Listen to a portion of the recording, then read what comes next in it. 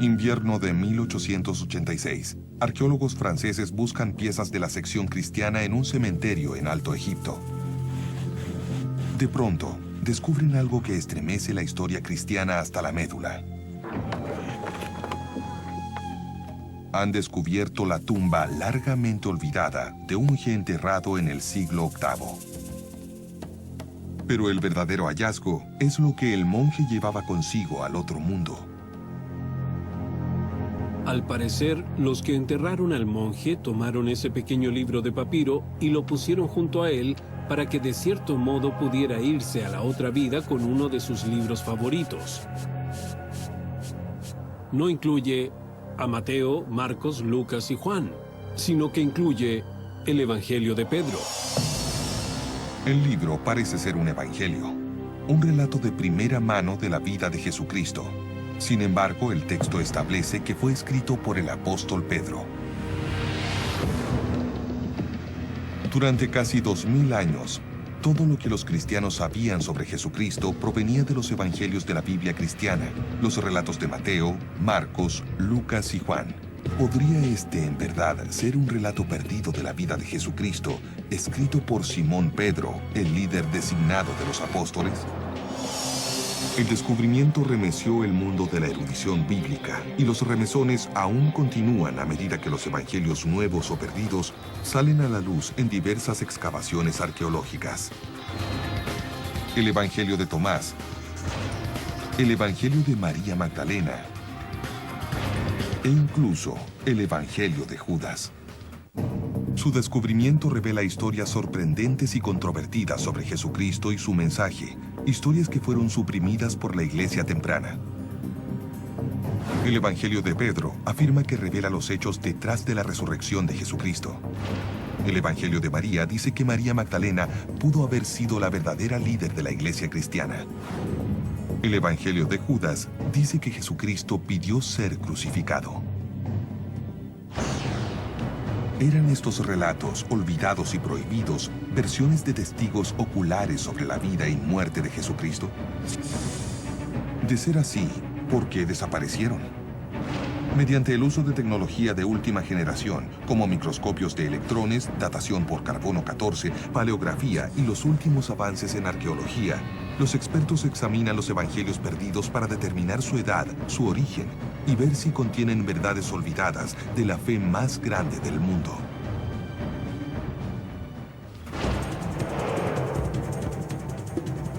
El descubrimiento de los evangelios perdidos también revela una batalla secreta ya olvidada, pero que una vez fue vital. Una batalla por el alma de la cristiandad. Por un lado, un grupo devoto que desea una relación directa y espiritual con Dios y con sus propios evangelios. Por el otro, una creciente jerarquía de cristianos ortodoxos que solo aceptan 4 evangelios. El resultado de esta batalla determinaría el futuro de la cristiandad.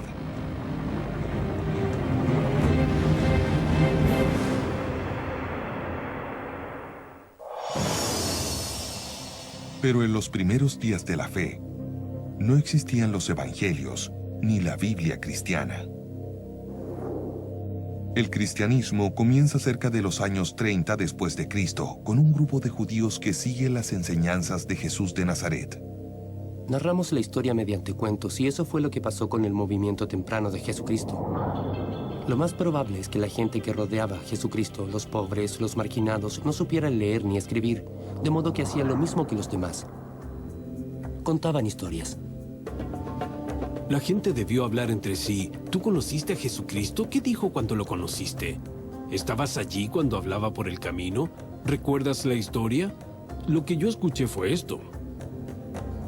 Las historias sobre Jesucristo no se escribieron durante décadas.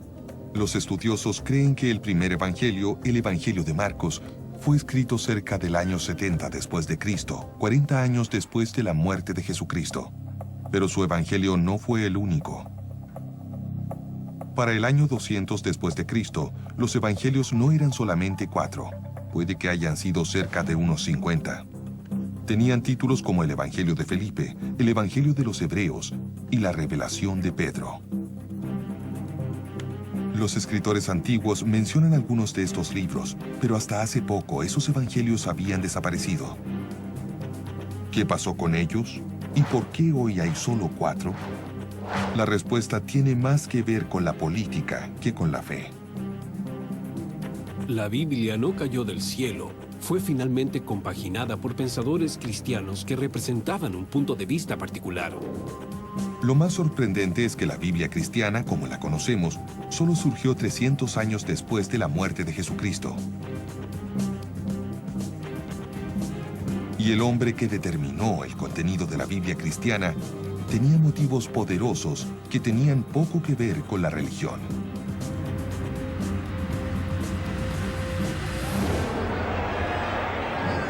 En el año 312 después de Cristo, un emperador romano llamado Constantino, un pagano que creía en muchos dioses, afirmó haber tenido la visión de una cruz antes de una batalla. Después de su victoria, se convirtió al cristianismo y finalmente la hizo una religión estatal semioficial.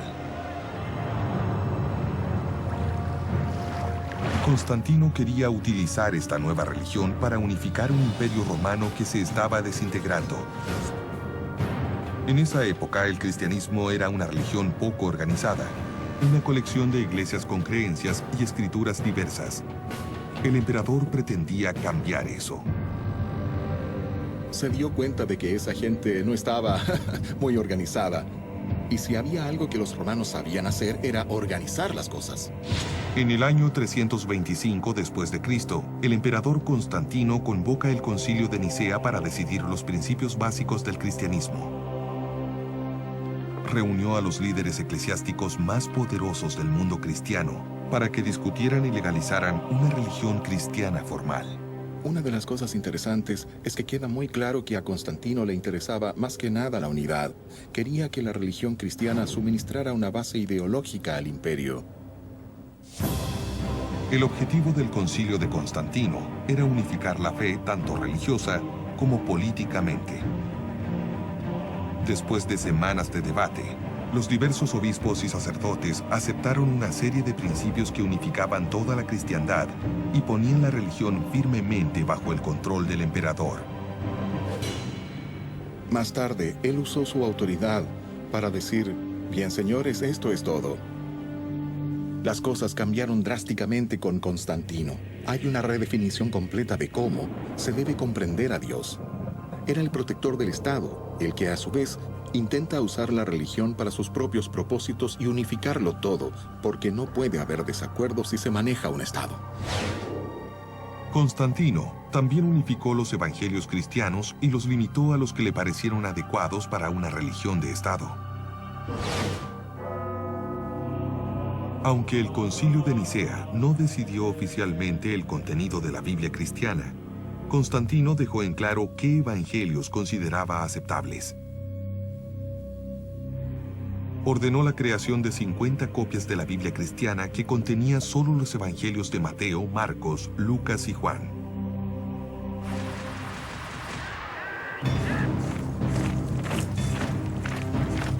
En el año 382 después de Cristo, otro concilio eclesiástico literalmente prohibió que los cristianos los leyeran. Bajo el emperador cristiano Teodosio, todos los otros evangelios se consideraron herejes y se prohibieron o quemaron. Sus dueños eran arrestados o incluso asesinados. Había muchos otros textos que los verdaderos cristianos devotos amaban y que habían leído durante mucho tiempo hasta que los obispos llegaron y dijeron claramente, no debes leer esto, sino que debes leer esto. ¿Qué contenían los evangelios perdidos? ¿Qué los hacía tan amenazadores que tuvieron que ser prohibidos o destruidos? Nadie lo supo durante casi 2000 años. Pero en 1886, el Evangelio de Pedro surgió de las arenas del desierto egipcio. En el siglo XX se hicieron otros descubrimientos sorprendentes. Los evangelios de Tomás, de María Magdalena y de Judas. Estos evangelios perdidos revelan una visión muy diferente de Jesucristo. Tienen un enfoque distinto de la espiritualidad y una versión perdida del cristianismo que una vez amenazó las bases mismas de la fe.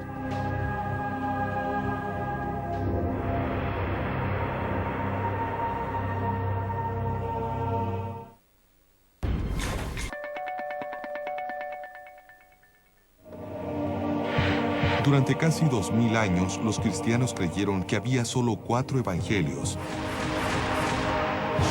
que contaban la historia de Jesús de Nazaret.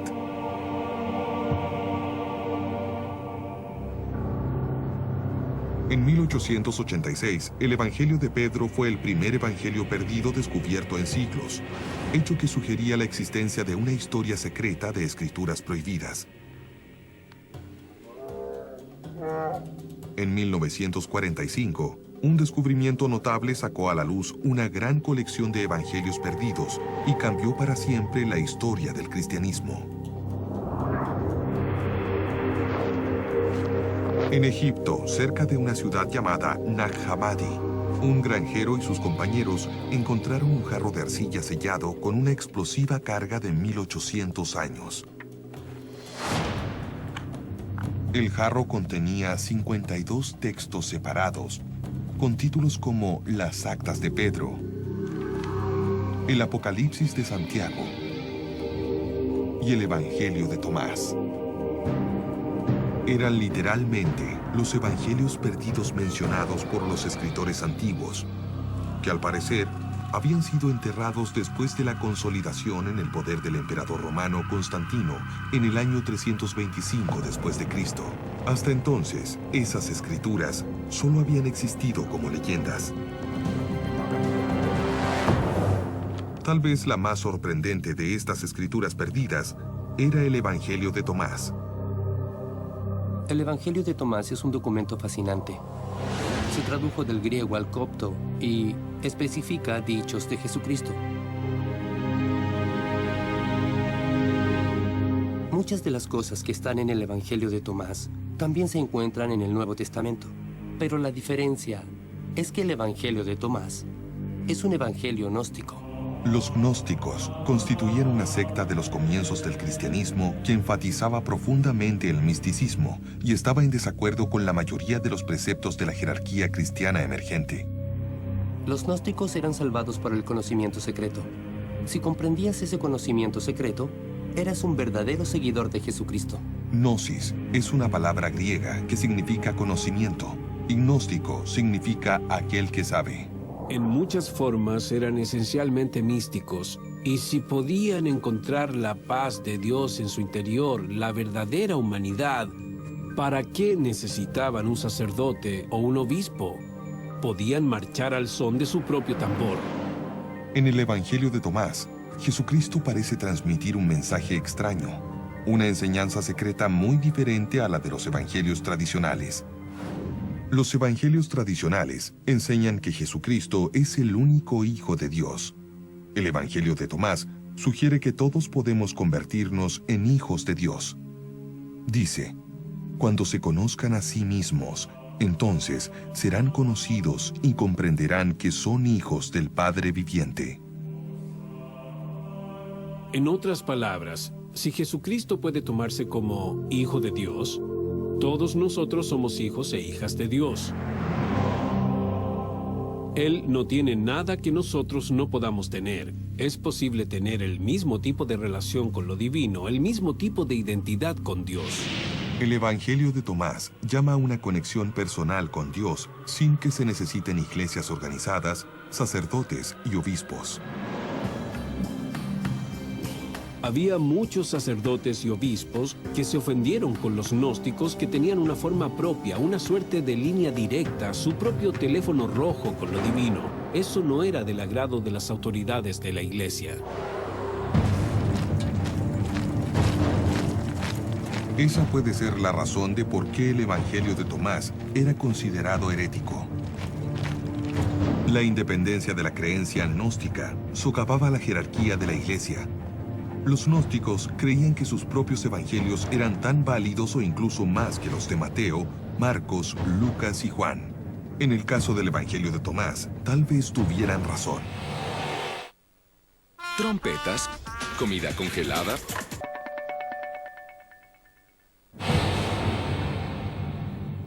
En 1945, cuando se descubrieron los evangelios gnósticos, surgió una cuestión perturbadora. ¿Era posible que el evangelio perdido de Tomás fuera más antiguo que los de Mateo, Marcos, Lucas y Juan?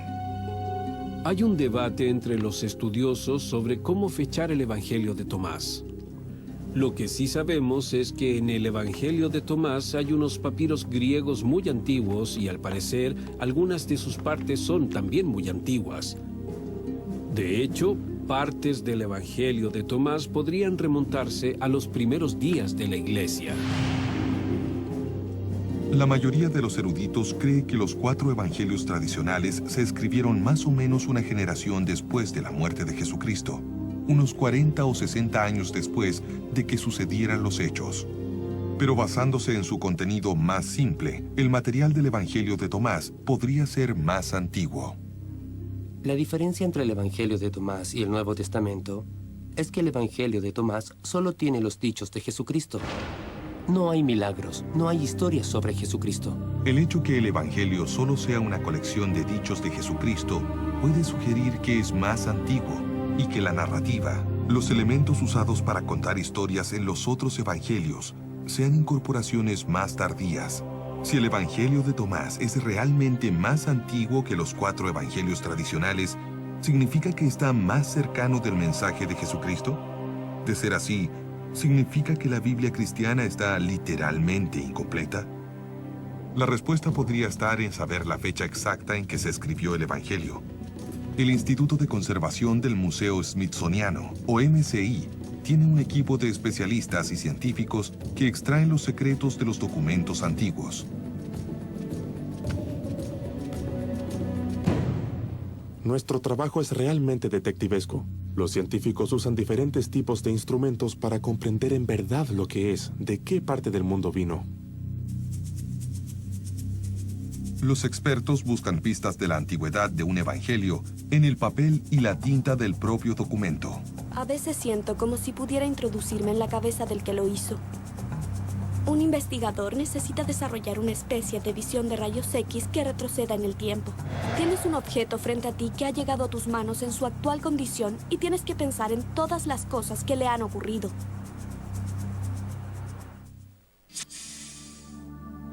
Una clave de la edad de un papiro puede encontrarse en la escritura en sí. En la época en que se escribió el Evangelio de Tomás, la mayoría de la población era analfabeta. La persona que en realidad escribió el Evangelio probablemente era una escriba profesional.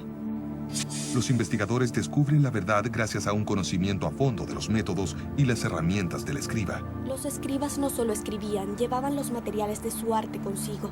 Preparaban sus tintas con materia sólida y luego probablemente la molían otra vez y le agregaban un líquido para que fuera fluida. Se espera cierta variabilidad en el tamaño de las partículas. Y algo muy perfecto, muy puro y muy consistente podría ser una señal de que se trata de un material más moderno. Retrocede una vez más. Un examen más detallado del Evangelio de Tomás revela que ciertamente no es una falsificación moderna, pero la edad exacta del Evangelio aún no es evidente. El Evangelio de Tomás encontrado en Nag Hammadi fue sometido a una prueba de carbono 14. Las páginas revelaron que la copia era aproximadamente de los años 300 a 400 después de Cristo.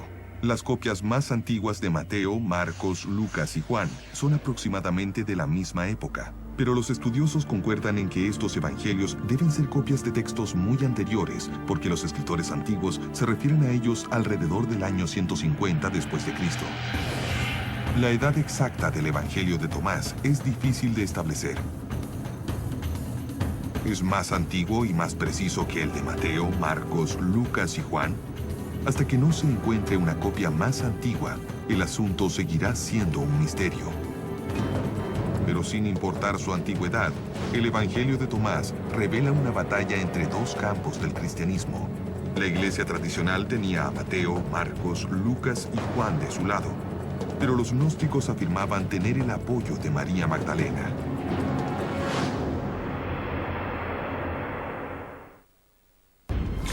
En el próximo A Prueba de Todo, cuando vayas a Turquía.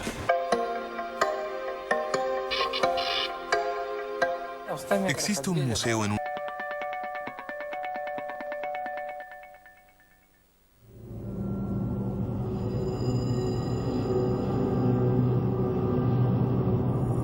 Durante siglos los cristianos creyeron que solo había 4 evangelios que revelaban la vida y el mensaje de Jesús de Nazaret. Pero cuando se descubrieron los primeros evangelios perdidos, a fines del siglo XIX, esa creencia cambió. Una de estas escrituras olvidadas más convincentes fue descubierta en Egipto en 1896. Un evangelio de un autor muy sorprendente.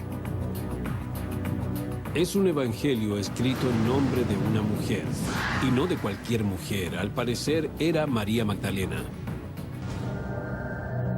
Y no es la misma María Magdalena que tiene un papel asignado por la iglesia, la prostituta arrepentida y todo eso. Esta María Magdalena es una discípula bien amada, es miembro del círculo interno. Solo quedan unos pocos fragmentos, pero enfatizan fuertemente la verdadera significación de María Magdalena. Si el Evangelio de María es auténtico, significa que en algún momento las mujeres fueron líderes poderosas de la iglesia cristiana. Significa que María Magdalena no fue una prostituta reformada, sino la líder de los apóstoles. Y en una religión dominada durante siglos por los hombres, quiere decir que el evangelio más importante fue escrito en nombre de una mujer. El Evangelio de María detalla las instrucciones secretas que Jesucristo solo le dijo a María Magdalena. Secretos sobre la vida, la muerte y el cielo. En este evangelio, Jesucristo revela ciertas cosas a María sobre la vida después de la muerte en términos sumamente gnósticos. La vida después de la muerte en los 4 evangelios tradicionales se describe como un paraíso de gran felicidad. Pero en el Evangelio de María, la vida después de la muerte incluye un extraño viaje del alma, en que la persona muerta se encuentra con criaturas angélicas y demoníacas a medida que el alma se abre paso hacia el cielo. Es solo a María que Jesucristo revela este viaje secreto del alma.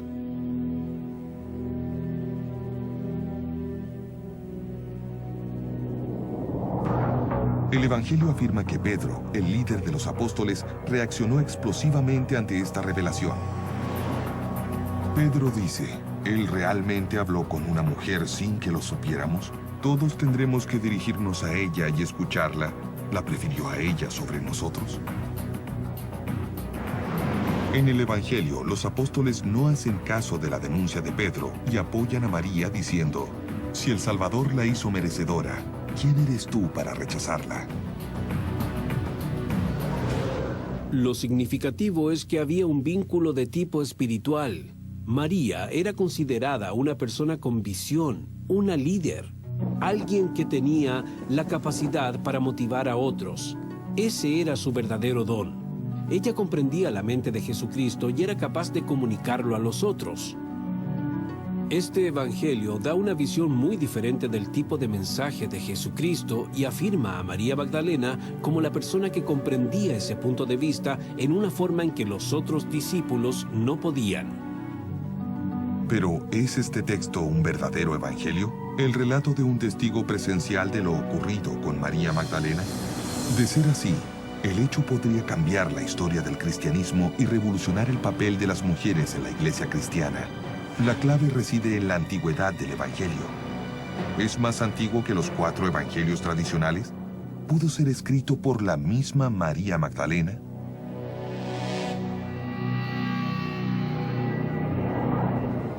El Evangelio de María fue descubierto por primera vez en Ajmin, Egipto, en 1896. La datación por carbono revela que este texto fue copiado en el siglo V. Pero con los años, otros fragmentos del Evangelio de María han surgido en otras partes de Egipto y son mucho más antiguos. Nuevos adelantos tecnológicos pueden ayudar a precisar la fecha exacta, incluso de los fragmentos más pequeños del texto antiguo. El uso del microscopio de 3 dimensiones permite a los científicos concentrarse en los detalles que suministran pistas sobre su antigüedad. A este nivel de detalle, una muestra moderna de papiro no tiene ningún parecido con un texto antiguo.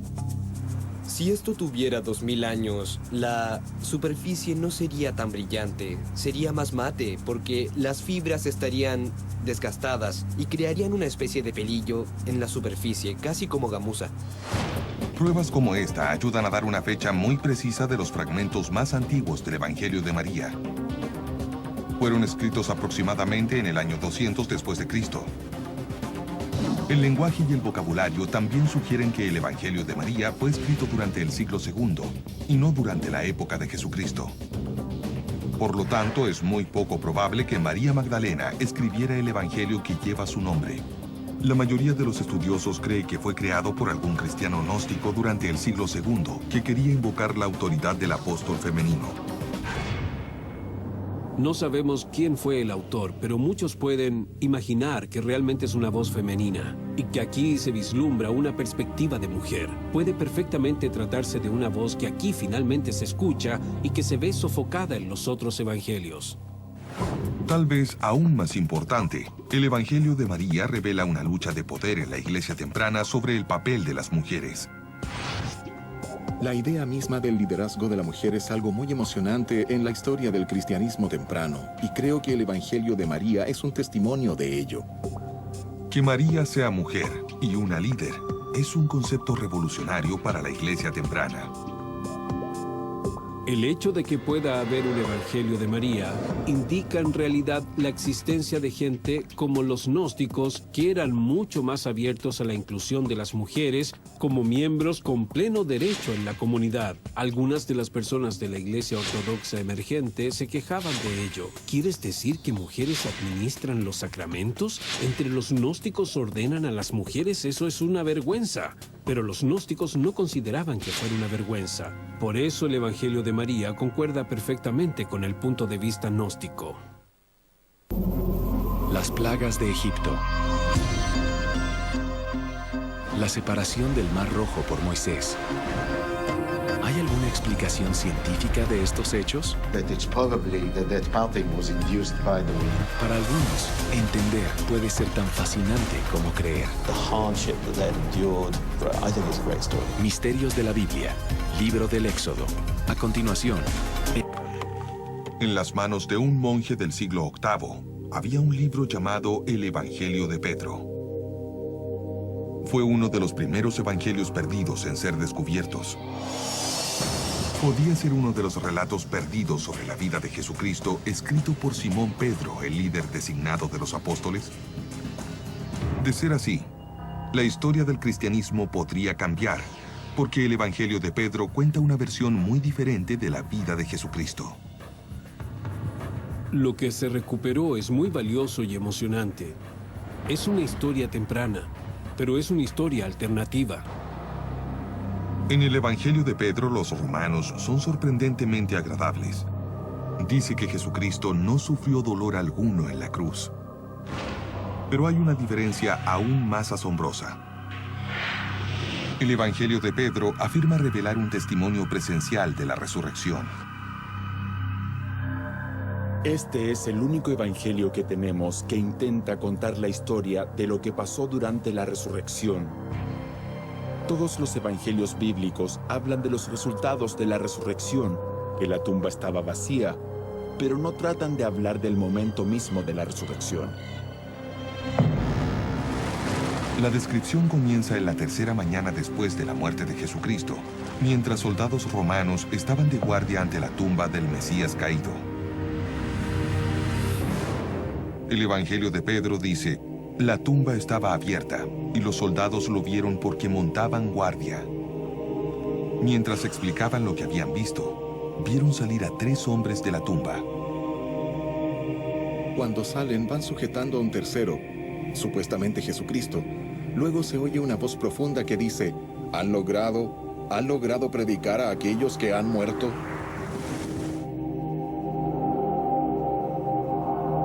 La resurrección termina con Jesucristo y las otras figuras subiendo al cielo, dejando a los testigos oculares asombrados.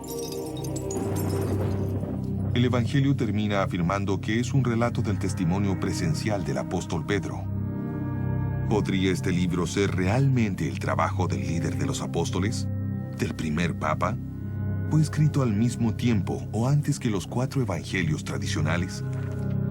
¿O fue un relato más tardío, una falsificación que intentaba hacerse pasar por el testimonio ocular de Pedro? La evidencia arqueológica es poco clara. La fecha del evangelio encontrado en 1886 se estableció alrededor del año 700 después de Cristo, 7 siglos después de la muerte de Pedro. En otros sitios se han encontrado fragmentos aproximadamente del año 500 después de Cristo, tal vez demasiado distante para provenir directamente del apóstol. Son 14. Vamos a divertirnos armando este rompecabezas. Pero los primeros escritores cristianos mencionan este evangelio.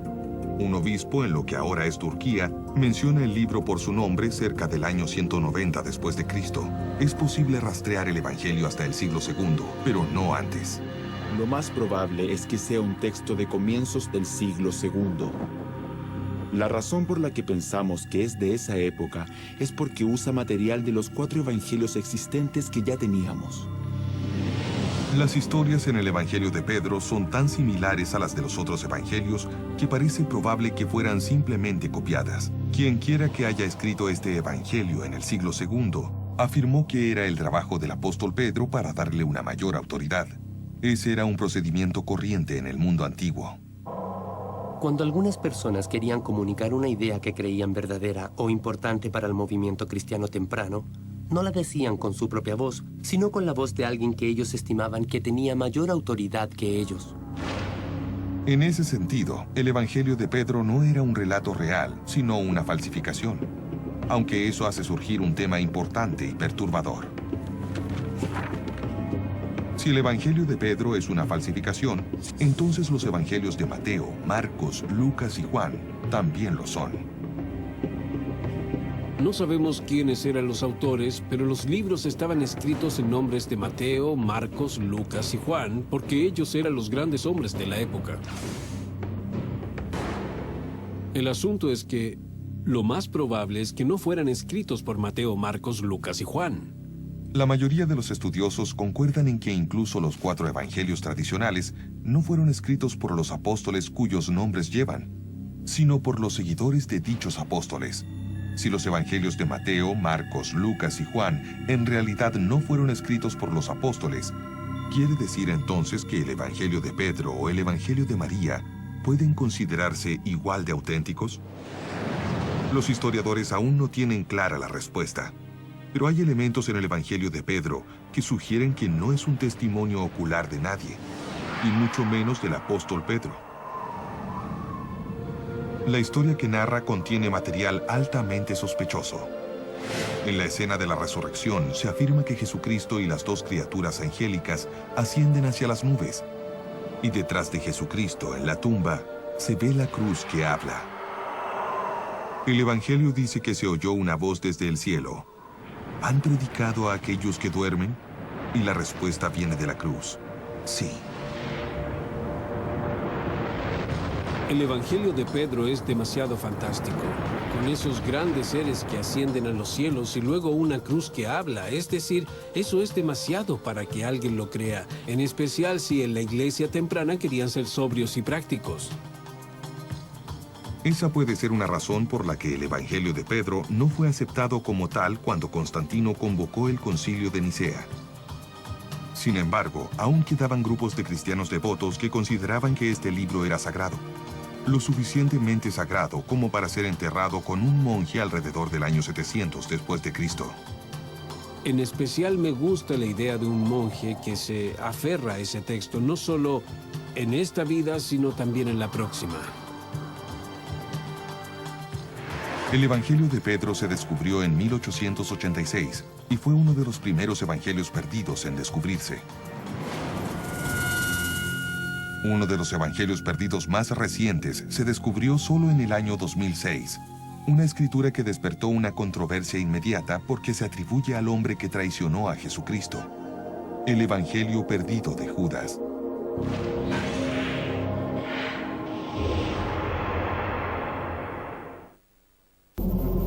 Las plagas de Egipto. La separación del Mar Rojo por Moisés. ¿Hay alguna explicación científica de estos hechos? That it's probably that parting was induced by the wind.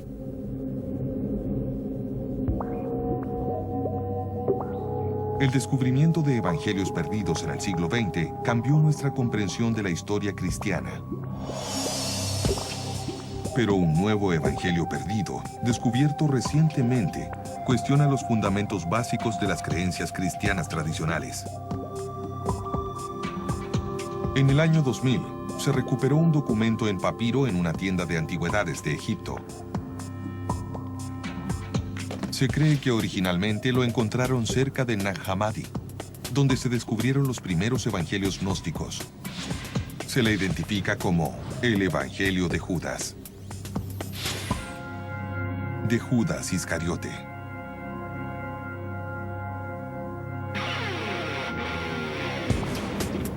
Cuando salió a la luz, la publicidad decía que Judas era un héroe que había pasado de ser el traidor de Jesucristo, como lo dicen los evangelios bíblicos, a ser alguien elevado a los cielos porque simplemente cumplió con la voluntad de Dios. En la versión cristiana tradicional de la historia de la crucifixión, Judas entrega a Jesucristo a los romanos y es considerado un villano. Pero en este evangelio, la historia de la traición es convertida en una historia de sacrificio personal. En el evangelio, Jesucristo reconoce a Judas como el más sabio de los apóstoles. Realmente solo se trata de Jesucristo y Judas. Se considera que Judas es un discípulo muy especial. Él es quien recibe la iluminación y el que parece ser el más perspicaz en términos de quién es Jesucristo. Jesucristo dice que Judas solo entregará su cuerpo físico a los romanos. Su esencia escapará a la crucifixión y volverá al reino espiritual. Esta es una clara señal de que el evangelio tiene raíces gnósticas. Esos hombres no creían que Jesucristo fuera realmente humano.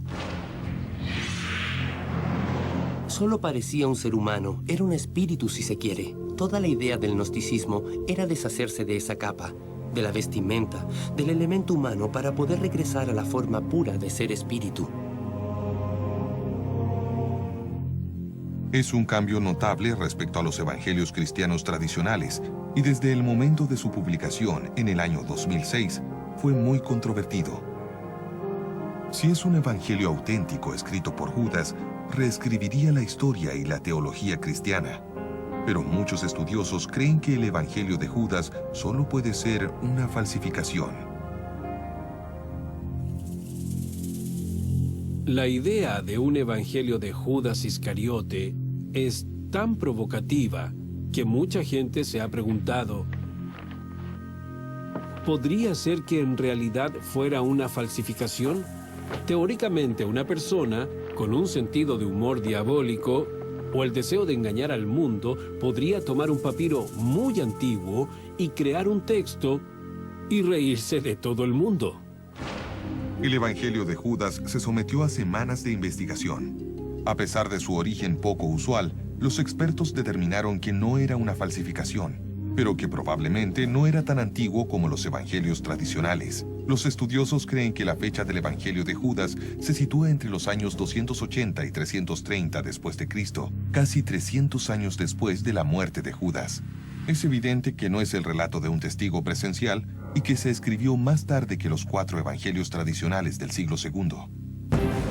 Pero la creación misma del evangelio de Judas resalta el creciente conflicto entre los cristianos gnósticos y la iglesia tradicional cerca del año 300 después de Cristo. Se escribe el evangelio y se atribuye a Judas porque es una forma de hacer que la gente piense en forma diferente sobre todos los personajes y así se cambian las reglas del juego. Se transforma todo al bajar un poco la categoría de los apóstoles y subir un poco la de Judas. De ese modo se reconfigura la forma en que se ve el mundo, porque el evangelio de Judas critica fuertemente a la iglesia que se origina en las reglas apostólicas. Realmente creían que había algo interior, que ellos tenían una especie de acceso directo a lo divino. En verdad pensaban que no necesitaban sacerdotes ni obispos. No tenían por qué escuchar a ese tipo de autoridad. Pero el énfasis de los gnósticos en el misticismo y la iluminación personal tal vez fue la causa de su propia ruina. En vez de construir una comunidad y ganar adeptos, el círculo selecto y místico de los gnósticos comenzó a perder influencia política. Mientras tanto, una jerarquía cristiana emergente llamaba la atención de los políticos romanos. Con el Concilio de Nicea en el año 325 después de Cristo, el emperador Constantino reforzó la base de poder y la jerarquía de los obispos más ortodoxos.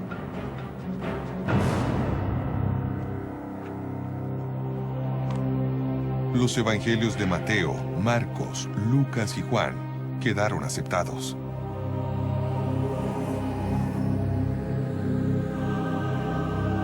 Los evangelios gnósticos quedaron eliminados. Al menos oficialmente. Hay que tener en mente que los otros evangelios que no están en el Nuevo Testamento eran de hecho leídos por la gente, apreciados y amados por la gente durante mucho tiempo. ¿Qué dice esta evolución histórica del Nuevo Testamento acerca de la legitimidad de los evangelios perdidos? El estudio de los evangelios perdidos es realmente muy interesante. Nos ayuda a comprender las presiones culturales que soportaba el cristianismo y lo que debía enfrentar.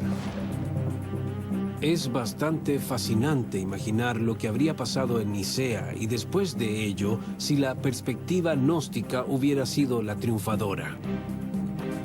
Me imagino que habríamos tenido un sentido más místico, un mayor sentido interior de lo que significa sentirse motivado como seguidor de Jesucristo.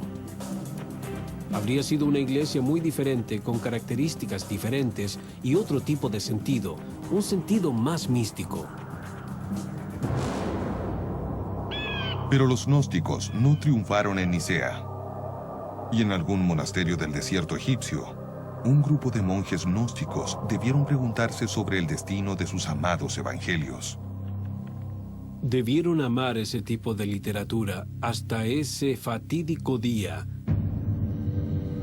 en que el arzobispo Anastasio de Alejandría anunció a todos los monjes de que era hora de deshacerse de los libros heréticos y leer solo los libros bíblicos. Tal vez los monjes tomaron los valiosos libros de la biblioteca de Nag Hammadi con el corazón triste y no pudieron destruirlos. Así que los escondieron en un jarro donde durarían para siempre o casi para siempre, al menos hasta que nosotros pudiéramos encontrarlos y leerlos otra vez. Durante siglos, la Santa Biblia, con los 4 evangelios del Nuevo Testamento, ha sido considerada la verdadera historia de Jesucristo. Algunos creen que los evangelios perdidos revelan el camino que el cristianismo no tomó. Otros creen que ese camino no se tomó por una razón. Hay una expresión que dice que a veces los ganadores escriben la historia, pero ahora los perdedores pueden hablar, y hay un valor en escuchar hablar a los perdedores. Pero hay que mencionar la otra parte de la expresión, que a veces los ganadores merecen ganar. Siglos después de haber sido confinados en las arenas del desierto, los evangelios perdidos siguen siendo controvertidos, y tal vez esto mismo constituya la confirmación del poder de la palabra escrita en la transmisión de la fe, la esperanza y el misterio, a través de los siglos y en todo el mundo.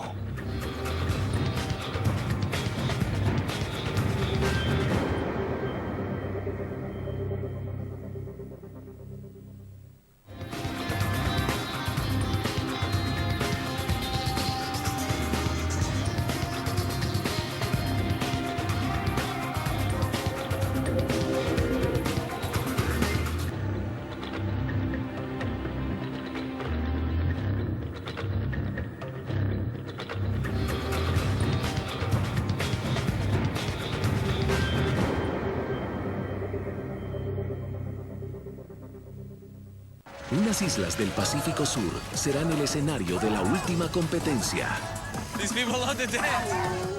Con rituales exóticos y una carrera extenuante.